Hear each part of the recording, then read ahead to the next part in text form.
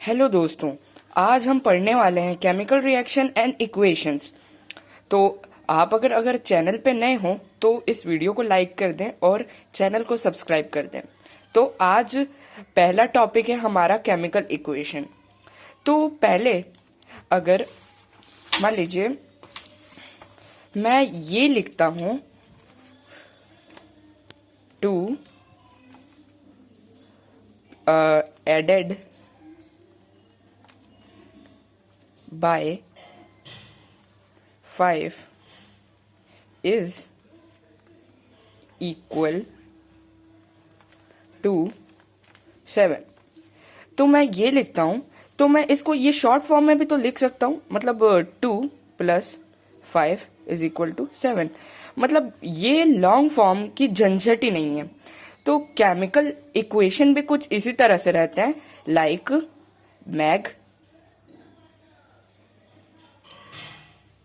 magnesium plus oxygen gives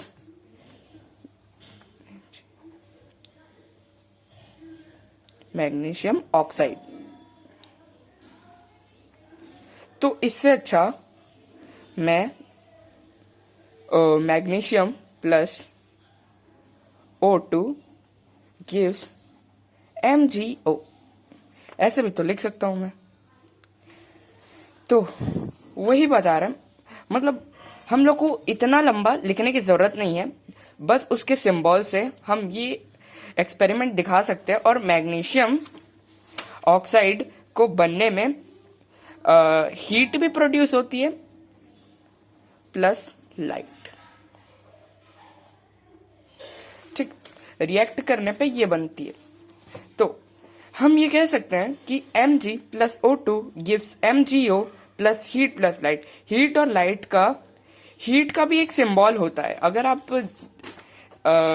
थोड़ा अभी book को थोड़ा सा भी पढ़े एनसीईआरटी को, तो भी हीट का एक सिंबल होता है ट्रायंगल। ऐसा मतलब हम हीट प्रोवाइड कर रहे हैं, एक्सटर्नल हीट प्रोवाइड कर रहे हैं ताकि ये रिएक्शन हो जाए। तो एक पर्टिकुलर हीट में भी होती है, उसको मेंशन करना पड़ता है ताकि हमारा ये जो भी है वो थोड़ा इंफॉर्मेटिव हो, मतलब इक्वेशन जो है वो इंफॉर्मेटिव हो। ठीक है, तो ये तो समझ में आ गया। और हाँ, एक तो बड़ी मिस्टेक करते हैं, लाइक कई बच्चों के नोट्स में देखा हूं कि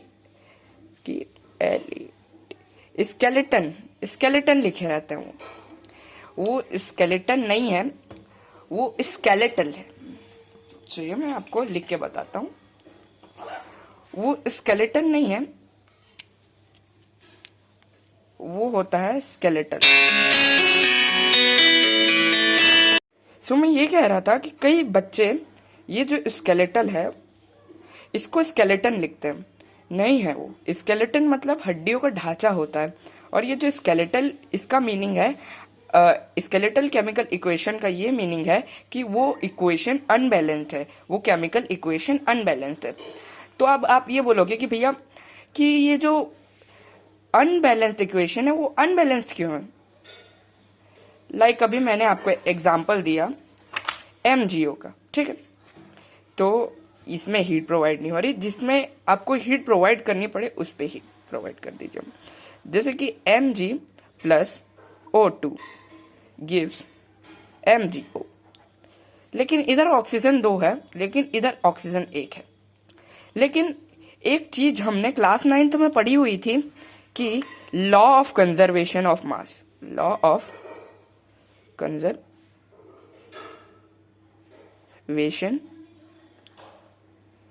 ऑफ मास। तो ये जो लॉ ऑफ कंजर्वेशन ऑफ मास जो है, ये इसको सेटिस्फाई करने के लिए हमको बैलेंस करना पड़ता है इक्वेशन। लाइक इधर जितने एटम्स है उधर भी उतने ही होने चाहिए। तो ये जो अपना अनबैलेंस इक्वेशन हो गया, क्योंकि इधर ऑक्सीजन 2 है, इधर ऑक्सीजन 1 है। समझ में आ रही है? मतलब ऑक्सीजन यहाँ पर सिर्फ एक ही है, लेकिन यहाँ पर 2 ऑक्सीजन है। यहाँ पर एक Mg, यहाँ पर मतलब एक मैग्नीशियम है, यहाँ पर भी एक मैग्नीशियम है। चलो ये तो सही है। लेकिन ऑक्सीजन यहाँ पर 2 है, तो मैं क्या करूंगा, इधर 2 लगा दूंगा। और हमेशा एक बात ध्यान रखिएगा कि ये जो कंपाउंड है, कई बच्चे बोलेंगे कि भैया आप यहाँ पर 2 क्यों नहीं लगा देते, ये गलत हो जाएगा। मैं बहुत लोगों का देखा हूँ, यहाँ तक कि मैं अपने क्लास में भी देखा हूँ कि कई लोग इसको ऐसे भी करने की कोशिश करते हैं, ठीक है, लेकिन नहीं, ऐसा नहीं होता। तो आपको ये कंपाउंड है, मतलब ये एक फैमिली का मेंबर है मान लीजिए, तो जो सहेंगे सब साथ में सहेंगे। मतलब यहाँ पर 2 लगा सकते हैं आप, यहाँ पर 2 लगना ये गलत हो जाएगा, ये नियम के खिलाफ है, बैलेंसिंग के नियम के खिलाफ है ये। तो यहाँ पर मैं 2 mg ऐसे लिख सकता हूँ, plus O2 gives 2 mg O।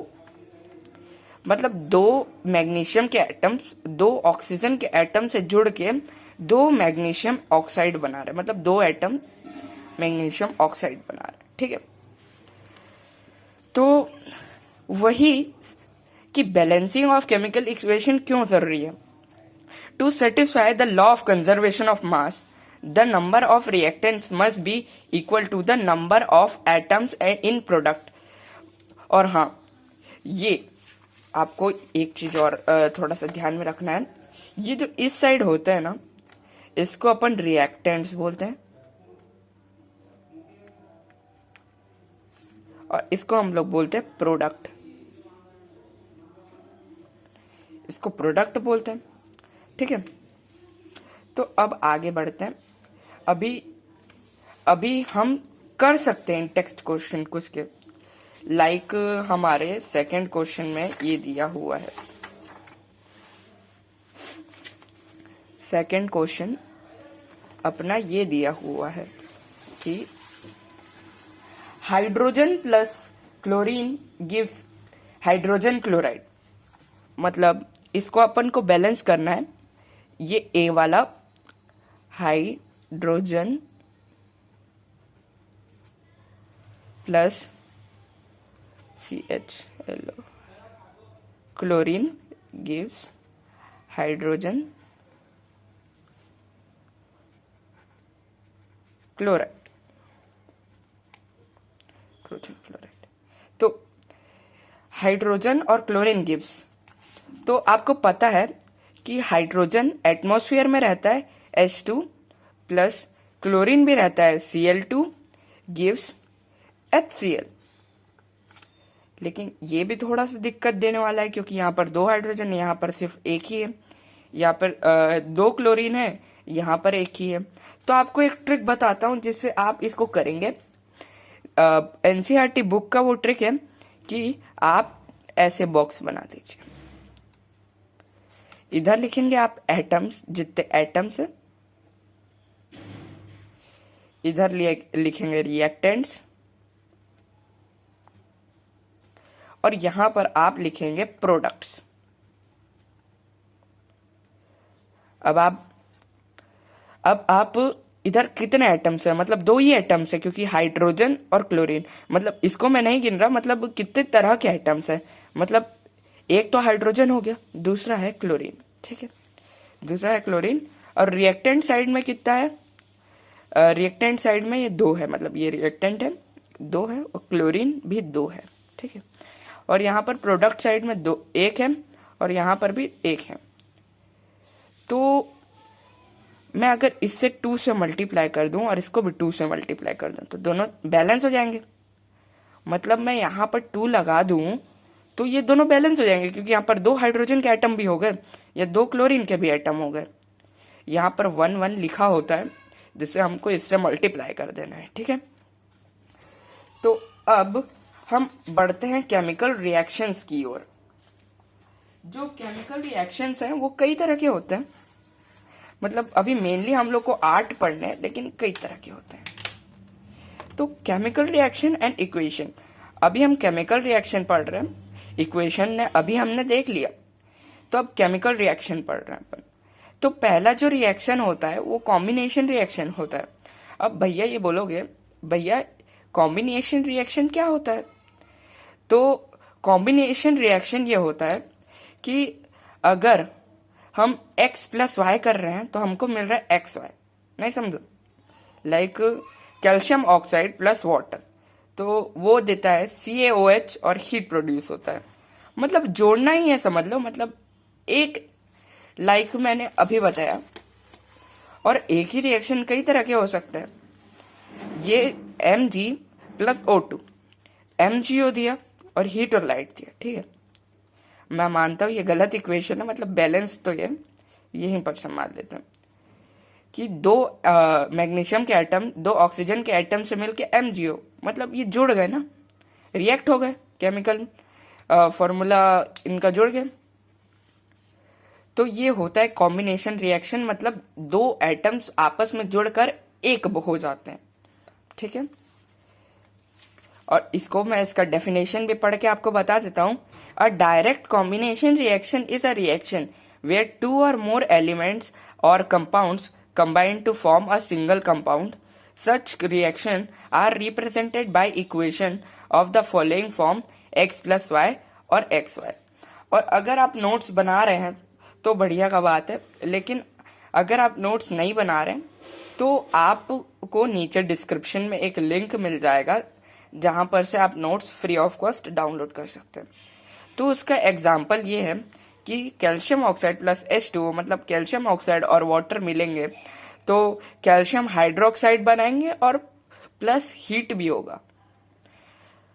और आपको एक और रिएक्शन के बारे में बताता हूं, लेकिन वो स्पेसिफिकली रिएक्शन नहीं है, मतलब एक्सोथर्मिक रिएक्शन। मतलब ये रिएक्शन होता है लेकिन इसमें से हीट आती है। तो इस रिएक्शन में an exothermic reaction is a reaction in which energy is released to form light or heat। मतलब एनर्जी इसमें रिलीज होती है और वो होती है लाइट और हीट के फॉर्म में, इसमें एनर्जी रिलीज होती है। अभी हम लोग पढ़ेंगे एक एंडोथर्मिक रिएक्शन जिसमें हीट एब्जॉर्ब होती है, हीट और लाइट एब्जॉर्ब होता है। तो इसका रिएक्शन है C plus O2 gives CO2। ये कॉम्बिनेशन रिएक्शन का एग्जाम्पल है। और ये जो हीट प्रोड्यूस हो रही है ना, तो ये हीट एक्सोथर्मिक रिएक्शन, ठीक है। जो और आपने 9th में पढ़ा हो गया एंडोऑस्मोसिस, एक्सोऑस्मोसिस, एंडोसाइटोसिस, एक्सोसाइटोसिस, जिससे अमीबा खाना ग्रहण करता है और फिर निकाल भी देता है। तो ये जो एग्जाम्पल्स हैं इसको आप वीडियो पॉज करके पढ़ लीजिएगा। अभी हम चलते हैं दूसरे में। सेकंड होता है डीकम्पोजिशन रिएक्शन। तो पहले में जोड़ना था, दूसरे में तोड़ना है बस। मतलब decomposition reaction are process in which chemical species break up into simpler parts. तो इसका हो जाएगा, ये हो जाएगा X Y gives X plus Y, just opposite है बस। तो इसका एग्जाम्पल यह है कि CaCO3 है, उसको अगर हम हीट प्रोवाइड करेंगे तो CaO मतलब कैल्शियम ऑक्साइड में टूटेगा और कार्बन डाइऑक्साइड गैस फॉर्म में निकल जाएगी। और अब क्विक लाइन, इसका एग्जाम्पल है क्विक लाइन कि 2PbNO3 मतलब प्लम्बम नाइट्रेट। तो फिर उसको अगर हम हीट प्रोवाइड करेंगे तो वो दो प्लम्बम ऑक्साइड, इसको लेड ऑक्साइड भी बोलते हैं लेकिन मैं उसको लैटिन नेम से बोल रहा हूं तो इसको कंफ्यूज मत होना। प्लम्बम ऑक्साइड और फिर 4 नाइट्रेट नहीं नाइट्रोजन और ऑक्सीजन बनते हैं, ठीक है। ऑब्जर्वेशन क्या होगा इसका रिएक्शन का, तो फिर हमको दिखेगा reddish brown vapour, reddish brown vapour हमको दिखाई देगी इस रिएक्शन पे, ठीक है। अब चलो आगे बढ़ते हैं और आगे में है एंडोथर्मिक रिएक्शन। एंडोथर्मिक रिएक्शन क्या होता है? एंडोथर्मिक रिएक्शन एक ऐसा रिएक्शन होता है जिसमें हमको हीट प्रोवाइड करनी पड़ती है। जैसे अभी हमने पिछले एग्जांपल में देखा था कि ये प्लम्बम नाइट्रेट, ठीक है, उसको अगर हम हीट मतलब हम लोग को हीट प्रोवाइड करना पड़ता है एक्सटर्नली, तभी जाके रिएक्शन होता है। तो एक्सोथर्मिक रिएक्शन भी उसी का एग्जांपल है, मतलब हम लोग को एनर्जी देनी पड़ती है या तो वो सराउंडिंग फॉर्म से ले लेता है या फिर हमको प्रोडक्ट में देना पड़ता है उसको। Third, displacement reaction. Displacement reaction तो मान लो कि एक राजा है और ये इस राजा से ये पावरफुल है तो ये इधर अटैक कर देगा और अटैक करने के बाद इसको बाहर कर देगा। मतलब ये जो लैंड हो गया वो राजा का हो गया, ठीक है। इसको बाहर कर देगा, इसको डिस्प्लेस कर देगा और लैंड भी अपना ले लेगा। तो यही होता है डिस्प्लेसमेंट रिएक्शन। लाइक जो ज्यादा रिएक्टिव मेटल्स या फिर नॉन मेटल्स होते हैं, मतलब मेटल्स बोलो, लाइक कॉपर से ज्यादा रिएक्टिव आयरन है, एक्वस सोल्यूशन है ये FeCuSO4, ठीक। तो ये बना लेगा FeSO4 और फिर ये इसको डिस्प्लेस कर देगा, डिस्प्लेस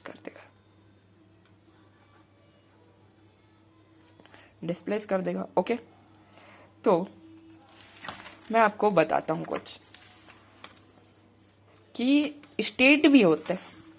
स्टेट्स ऑफ मैटर आप पिछले साल पढ़ के आए हो 9th में, लेकिन जो हम यूज करेंगे उसको बता देता हूं। फर्स्ट सॉलिड, सेकेंड लिक्विड और थर्ड गैस। और हम एक और चीज भी पढ़ेंगे कि एक्वस। ये जो एक्वस है ये अंडर द वाटर होता है। अंडर द वाटर रिएक्शन को हम लोग एक्वस सोल्यूशन बोलते हैं, अंडर द वाटर, ठीक है। मतलब अगर हम अंडर द वाटर एक्सपेरिमेंट कर रहे हैं, मतलब रिएक्शन कर रहे हैं, तो वो हो जाएगा एक्वस सोल्यूशन और गैस। और अब यहाँ पर आप खुद भी लिख सकते हो, जैसे कि आयरन सॉलिड फॉर्म में है, देखिए यहाँ पर और CuSO4 एक्वस फॉर्म में है। तो हमने क्या किया, तो FeSO4 और Cu कर दिया, तो ये सॉलिड फॉर्म में होगा, ठीक है। तो वैसे यहाँ पर बहुत सारे एग्जाम्पल आप पढ़ सकते हो। इधर ये डबल डिस्प्लेसमेंट रिएक्शन, आप कभी, ये रिएक्टिव सीरीज है, इसको भी पढ़ लेना, क्योंकि सबसे शुरू आता है पोटेशियम, उसके बाद सोडियम, उसके बाद कैल्शियम, उसके बाद मैग्नीशियम, उसके बाद एल्यूमिनियम, उसके बाद जिंक, उसके बाद आयरन, उसके बाद प्लम्बम, उसके बाद हाइड्रोजन, उसके बाद कॉपर, उसके बाद मर्क्यूरी, उसके बाद सिल्वर, उसके बाद गोल्ड, उसके बाद, तो ये जो सीरीज है इसको आप पढ़ लेना। तो अब हम चलते हैं डबल डिस्प्लेसमेंट रिएक्शन की ओर, ठीक है। तो डबल डिस्प्लेसमेंट रिएक्शन क्या है, एक्सचेंज कर लेते हैं एटम्स को। Like double displacement reaction are those in which two chemical substances react by exchanging of ions to produce two or new molecules. Like AB plus CD, तो हम वो लिख सकते हैं कि AC प्लस BD। लाइक आपने barium chloride और sodium sulphate का रिएक्शन देखा ना, आप सोडियम सल्फेट और बेरियम क्लोराइड को अगर मिला दोगे तो ये हो जाएगा बेरियम सल्फेट और फिर सोडियम क्लोराइड। एक्सचेंज हो गया ना, मतलब ये जो SO4 है ये बेरियम के साथ चला गया और ये जो क्लोरीन है ये सोडियम के साथ चला गया, और ये जो है ये बैलेंस्ड इक्वेशन है, चाहे आप देख सकते हैं। और ये जो व्हाइट प्रेसिपिटेट रहता है वो इनसॉल्युबल होता है, वो नीचे बैठ जाता है सोल्यूशन के। आप कभी अगर केमिस्ट्री लैब रिएक्शन करने जाएंगे तो उधर बहुत सारे सोल्यूशन में व्हाइट प्रेसिपिटेट बनता है। अब हम चलते हैं ऑक्सीडेशन रिएक्शन की ओर। तो ऑक्सीडेशन रिएक्शन ये बहुत ज्यादा इंपॉर्टेंट है। ये जो आगे मैं 3 सोल्यूशन बताने वाला हूं, इसमें मेन क्वेश्चन पूछा जाता है बोर्ड्स में। और ये जो रिडक्शन, ये ऑक्सीडेशन और ये जो रिडॉक्स रिएक्शन है, इससे तो गारंटी पूछा जाता है और ये ज्यादातर बैलेंस करने के लिए आता है। तो ये 3 रिएक्शन इंपॉर्टेंट है, उसको आप थोड़ा बहुत देख लोगे तो वो याद हो जाएगा, लेकिन ये तीनों को थोड़ा समझना पड़ेगा। तो ऑक्सीडेशन रिएक्शन क्या होता है? Oxidation reaction is a chemical reaction in which oxygen is added to or hydrogen is removed from the element molecules or a compound. मतलब अगर हम ऑक्सीजन ऐड करें, मतलब गेन करें, या हाइड्रोजन लॉस करें, तो उधर ऑक्सीडेशन रिएक्शन होगा। लाइक 2Cu सॉलिड फॉर्म में ऑक्सीजन, मतलब यहां पर ये जो देख रहे हो ऑक्सीजन, ये जुड़ रहा है, तो ये ऑक्सीडेशन रिएक्शन हो जाएगा। यहां पर खुद भी आप देख सकते हैं, जिंक है सॉलिड फॉर्म में, O2 गैस फॉर्म में, और फिर जो 2ZnO मतलब जिंक ऑक्साइड, तो ये भी ऑक्सीडेशन रिएक्शन का है, क्योंकि इसमें ऑक्सीजन जुड़ रहा है। और ऐसा भी नहीं है कि सिर्फ ऑक्सीजन ही जुड़ेगा, हाइड्रोजन, मतलब ये जो हाइड्रोजन है ये रिमूव भी हो सकता है, जैसे कि H2S मतलब हाइड्रोजन सल्फाइड, और फिर क्लोरीन, तो HCl एक वो हाइड्रोजन बाहर हो गया, तो HCl सल्फर से बाहर हो गया, तो ये हो जाएगा ऑक्सीडेशन। मेन बात यहाँ पर सल्फर से जुड़ा था और सल्फर ने इसको बेदखल कर दिया लगभग, तो ये हो जाएगा ऑक्सीडेशन। और रिडक्शन, रिडक्शन रिएक्शन एक ऐसा रिएक्शन है जो कि ऑक्सीडेशन का टोटली उल्टा है। मतलब इसमें हाइड्रोजन गेन हो जाए या ऑक्सीजन लॉस हो जाए तो इसको बोलेंगे, लाइक यहाँ पर CuO H2 H2 गेन हो रहा है और loss of O2, like Cu से बाहर हो गया ये, और H2 ये वाटर बना लिया और कॉपर बना लिया, तो इसमें भी रिडक्शन रिएक्शन है। अब हम पढ़ते हैं रिडॉक्स रिएक्शन। ये जो रिडॉक्स रिएक्शन है, ये एक ऐसा केमिकल रिएक्शन है जो कि ऑक्सीडेशन और रिडक्शन दोनों होता है। Like oxidation plus reduction is equal to redox. मतलब अगर दोनों हो रहा है, like H2S plus Cl, reduction gain of H2, मतलब इसमें H2 का गेन हुआ Cl को, और लॉस ऑफ H2 यहां पर हुआ, मतलब दो में से एक चला गया। ठीक है, मैं मानता हूं ये वाला बैलेंस इक्वेशन नहीं है शायद, तो इसमें ऑक्सीडेशन होगा। और ये वाला एग्जांपल भी आप पढ़ सकते हैं। तो मैं आपको एक होमवर्क क्वेश्चन देता हूं जिसको अगले वीडियो में मैं जरूर बता दूंगा, और अगला वीडियो आपको किस पे चाहिए कमेंट करके जरूर बताइएगा। और ये जो नोट्स है वो आप डिस्क्रिप्शन से और डेली DBP आप ये कर सकते हैं। तो आपको ये बताना है कि मैग्नीशियम जो है, मैग्नीशियम को हम क्लीन करते हैं